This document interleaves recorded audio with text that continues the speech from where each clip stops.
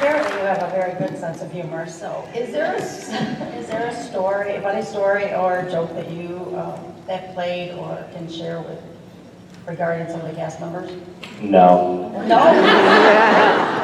What do you have in mind? What kind of, I don't know, just a funny, it just... anything good? Yeah. Anything at all? Not bored. We have a lot of fun. We laugh a lot when we're shooting. We say a lot of inappropriate things. What's that? Like you? Yeah. What? Who could have guessed? Yes. No one would ever have guessed. We do prank each other occasionally. We've dialed it back, I think, in recent times because we realized that it was like an escalation situation where it was just going to get worse and worse and worse, and eventually someone would die. So, so we're a little bit more careful about that, but there are moments when it flares up again and nothing can be done to stop it.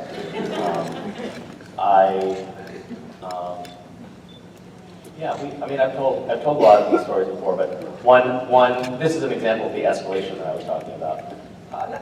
No, here's an example. I don't know, this is totally not what you're looking for, but I'm going to tell this story anyway. So, this is the kind of fuckery that goes on. So, we went out, my son, speaking of children, my son was the first kid amongst the cast, okay? And we were in Rome at a convention, and we were out to dinner, and Jared took young West aside, who was just about almost two at that point, and introduced him in secret to Sugar. Now, keep in mind that West, he was a little bit sick at that point from just traveling. He had picked up a cold or a flu or something like that, and was just like deathly jet lagged. So he was waking up for the day at around midnight. And we were just a mess. And we were at dinner, and he's feeding him packets of sugar. And Wes was like, oh, this is amazing. And there's like sugar everywhere. You know, I can't believe my parents kept this from me for so long. And you could see like his, neural networks completely rewiring on the spot. Like he was changing, and he lost his fucking mind. He just went insane. And Jared was like, and then he was a complete and utter nightmare for the next 2 days. Like it really had ramifications. And Jared just celebrated this tyranny. And then from that point on, whenever we would go out to a restaurant, Wes would be like, he'd go into a little sugar boat and like sneak him out, crawl under the table, and fill his face with sugar. So it's like the old adage, teach a man to fish. Well, he taught West to fish, and West has been fishing ever since, and it really sucks. And now, if you don't have small children, or if you don't remember having small children, it's true, like there's something happening. I mean, it's definitely chemical. When they have a rush of sugar, and especially some kids, they just go bonkers. So Jared recently apologized to me. Because now he has little kids, and he realized, like, oh, I see.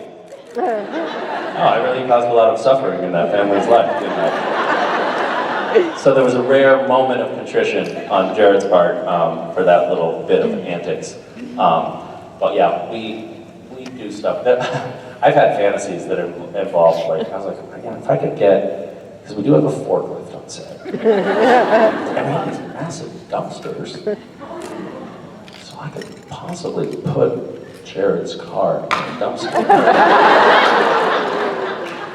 So that kind of thought process is always running in the background, like a strategic planning kind of thing.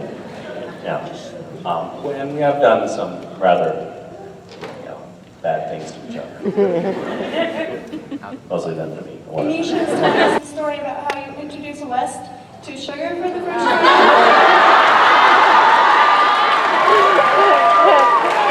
I just really wanted to know your side of that story. My side of the story is I didn't yet have kids, so I didn't realize how horrific it was, but we were in Italy, and West is there, and we're all kind of chatting, and something occurred to me. I was like, you know, when I was a kid, I used to love eating sugar packets. I didn't really know how to play with 2-year-olds yet, so I was like, how about a sugar packet? And so it was pretty. Cut to Wes just sitting there and his eyeballs are vibrating. Running around in circles. I vaguely remember, like, you know how people and like couples, they have unspoken language. Like if my wife were looking at me like, then I know it means like something's going on. I've got to take care of the kids or something. I remember glancing over when Vicky and Misha didn't realize what happened, and Vicky was like this to Misha, not even like trying to hide it, but like. Misha, like, that's your buddy, dude. Tell him to stop feeding our 2-year-old sugar packets. Yeah.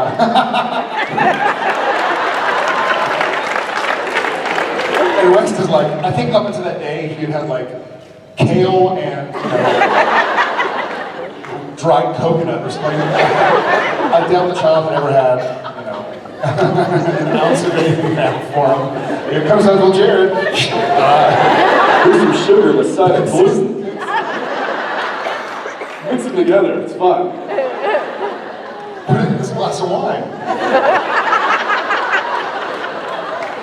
What did Misha say? Said that you were basically a monster for doing it. Yeah. I did it again many years later at a convention, actually. Someone gave me a giant, like, 6-pound gummy. Yeah, right here. Oh, okay, you should take a picture of it, right? Yeah. Misha said again. Wes was like, he looks over and Wes and I are eating opposite ends of this giant gummy bear.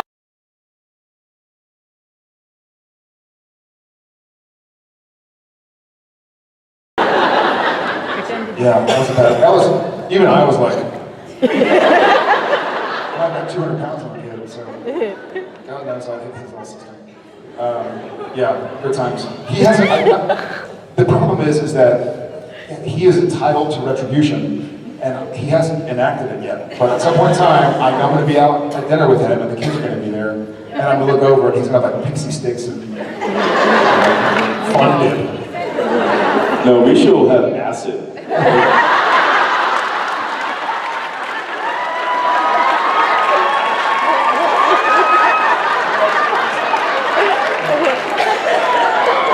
He's just going to be tying a little rubber band around there. Honey, where's Tom? Tom? Tom!